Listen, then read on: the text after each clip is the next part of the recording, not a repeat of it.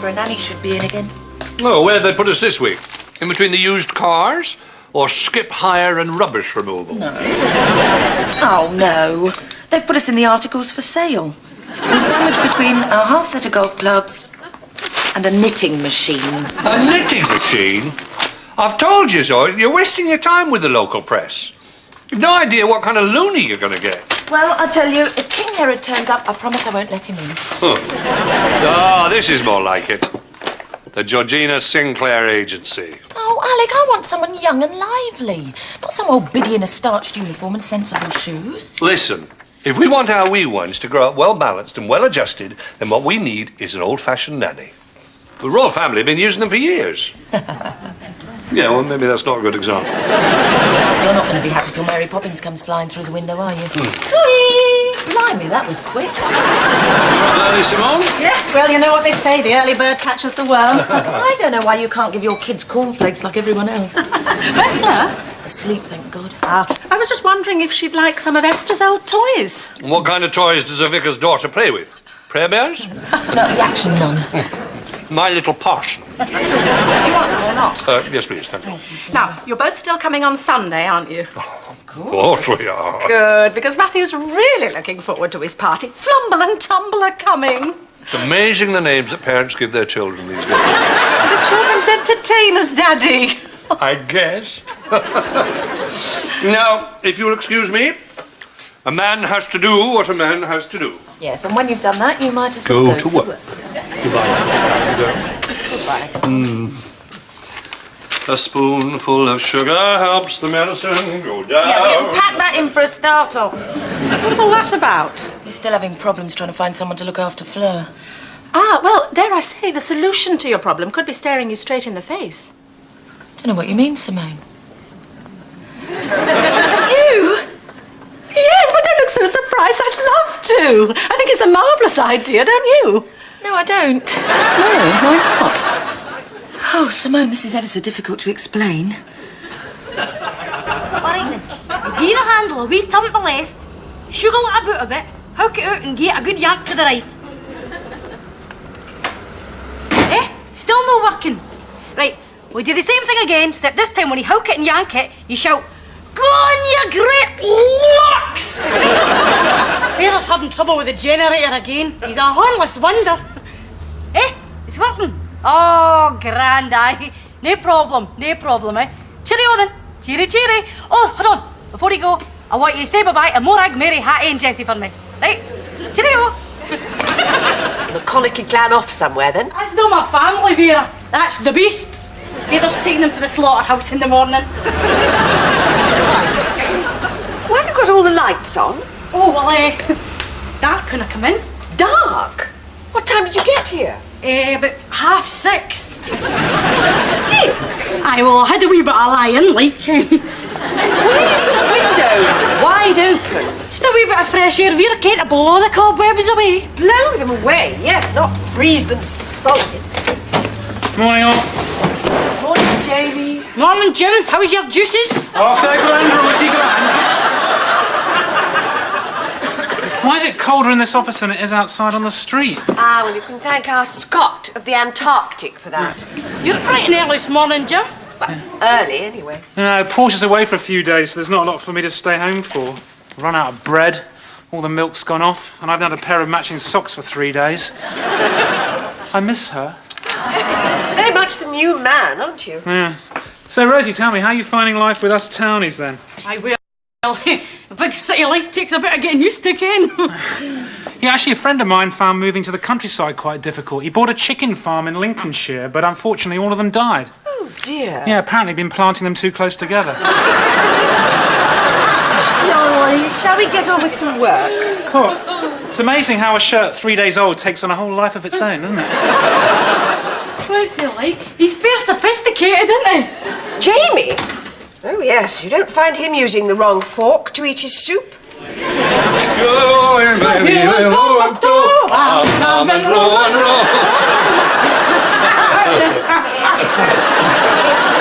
like the White Heather Club.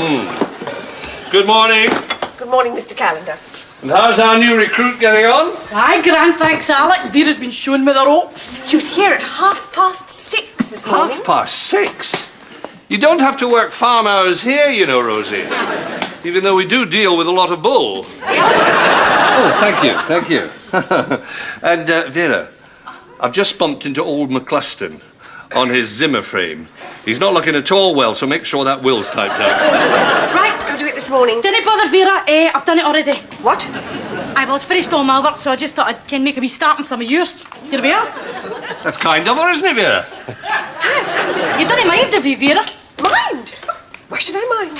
Oh, Alec, before it slips my mind, your wife phoned. She's left a message here. I can't make head nor tail it, like. He says, ha, the advert worked. We've had 3 inquiries already. Be home at 1 for the interviews and stuffed Julie Andrews. You understand that? Aye, I do. Morning, Perry. Morning, Dad. Jamie, I've got some good news and some bad news. I'll take the bad news first. Mr. Blaine the Pain called last night. He's coming in today. Oh, no, that's all we need today. He's the idiot guide to British law. What's the good news, then? He's your client, not mine. I suppose it's too late to have you adopted, isn't it? Oh, come on, Dad. Just be professional and think about all those billable hours. What time's he coming in? Lunchtime, hard luck. Lunchtime? What about Zoe in the interviews? Aye. Do you like me to call Mr. Blaine and reschedule? Yes, if you would, Vera, yes. Oh, no, don't. Leave it as it is. I think we'll find someone to deal with him, huh?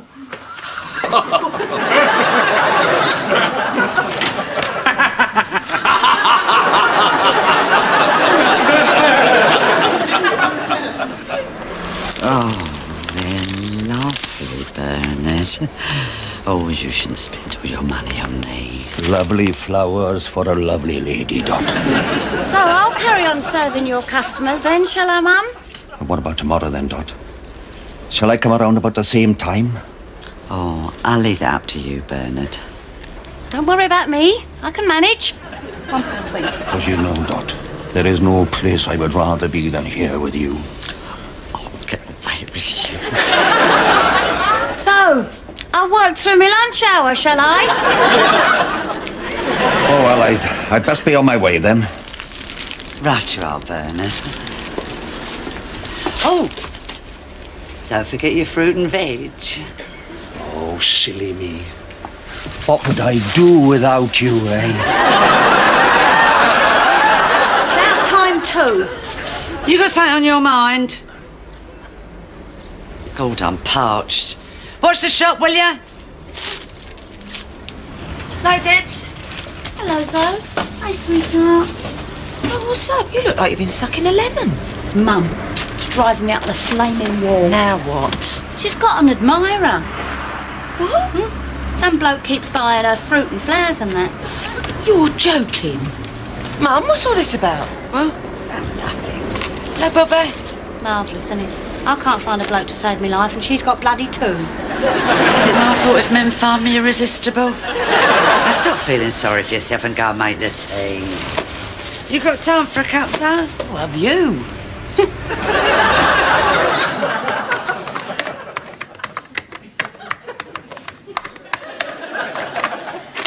Finished! Rosie, you don't need to shout finished every time you complete a piece of work. Sorry, Vera. And when we're in the office, I'd rather you call me Mrs. Tipple. Aye. Okay, doke, Mrs. T. You're gonna have to bear with me, like, 'cause it's gonna take me a wee while to get used to all your city ways. Rosie, this is Pinner. Aye, I know. And isn't it wonderful? I'm off for these interviews. Now, when Lord Chief Justice Know-It-All arrives, shunt him into Jamie's office, all right?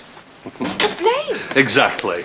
Morning, Mrs. Tipple. Morning, Mr. Callender. All ready for me? Well, there's a wee bit of a problem, Mr. Blaine. You're telling me, Mr. Callender. Let's get to it, shall we? Right, come on through. Tell Jamie I want to see him in my office now. He's on the phone now, Alec. Well, as soon as he's finished, then. And it's Mr. Callender. So, who are we suing today, Mr. Blaine? Perrier, for not putting enough bubbles in the water? Now, a neighbour of mine has a very large schnauzer. Well, nature has a way of compensating for these things. Breed of dog, Mr. Callender, and every day this chap walks it past my house. Well, would you just hang on a moment, Mr. Blaine? Jamie! And every day this dog leaves a little message in my front garden. A message? Yes, I'm talking dogs, Mr. Callender. Well, there's nothing new in that, Mr. Blaine. Well, I'm at my wit's end. I mean, I've tried putting up a sign, but it makes no difference. Well, perhaps you're putting it up too high for the dog to read. This is not funny, Mr. Callender. No, I'm sorry. Jamie! I want you to sue him. What, the dog? The owner, Mr. Callender. Well, that may be a wee bit difficult, Mr. Blaine, without any evidence. Oh, I've collected all the evidence I need. Here, that's for you. I don't know what to say. No, there's no need to thank me. I wasn't about to. No, you'll be needing that. You wanted to see me, Dad? Oh, Jamie, yes. You remember Mr. Blaine, don't you? Well, he's got a wee problem. And I think you're just the person to clear it up. Oh, you're not staying? Oh, regrettably, no. Oh. Another business appointment, I'm afraid. What is this? It's a surprise. No. Wait until I've gone, eh? Salmon and cucumber. Yes, right. I assumed we'd be working through lunch. Remember all those billable hours? He's my partner. Very good. Don't worry. Sit. Oh, now, this is very interesting. 1927. Now, this is Rex versus Newall. You see, Rex was... it's a fascinating case. Do you have any trouble finding us? No, not really. Did you have far to come? No, not really. So, have you had much experience? I think my husband means looking after children. Oh. This is Fleur. She's nearly 18 months old. Oh, she's lovely. She usually has to sleep for a couple of hours every afternoon. Does she, right? Do you have any references? Well, no, not really. Well, have you had any experience looking after children? My brother, How old is the little chap? 23. Is that to your liking? Yeah, you'll do fine. I'll try and give her lunch about 12:30ish. Why not? She's as good as gold. Loves the ducks in the park, you know. Yes, they're lovely at that age. So, any questions you'd like to ask us? No, not really. Yeah. Has your kid ever been on the back of a motorbike? Yes. Why do you keep telling me about your daughter? I beg your pardon? Well, I've only come round to look at your knitting machine.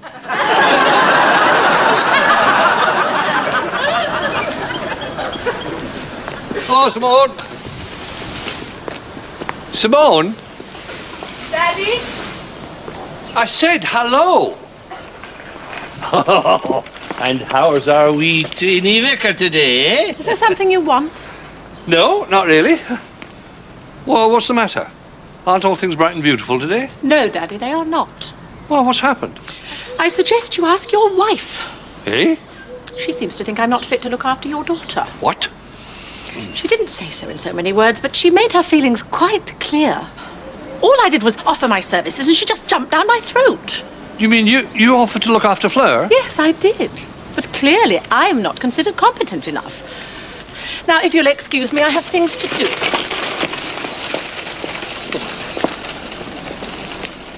I never said she was incompetent.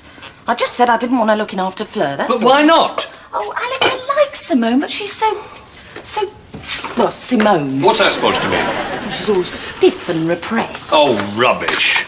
Simone is quite capable of letting her hair down. Alec, I don't want Fleur turning out like Simone. But she won't. Simone's not like me. Oh, I don't know, you're not capable of letting your hair down either. You are making a big mistake. Simone is both dependable and reliable. Yeah, and so's a Volkswagen. Well, she's a damn sight better than those three we've just interviewed. I know, Lily, but there'll be others. Look, if we've got to have a stranger in the house, let's have a qualified professional stranger, OK? What, you mean from your starchy and starchy agency? Aye. I'll make an appointment.